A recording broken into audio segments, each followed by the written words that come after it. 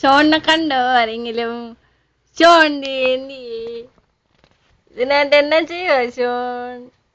Sean എന്നാ ചെയ്യുവാ? ഇനി ആട്ടണോ?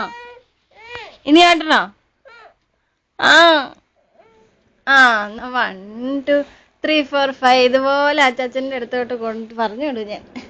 പാർസലാക്കും ഇതുപോലെ തന്നെ. 1 2 3 4 5. Once I got a fish like 6 7 8 9 10. Then I let it go again. എന്നാ ചെയ്യുവാ ഷോണ?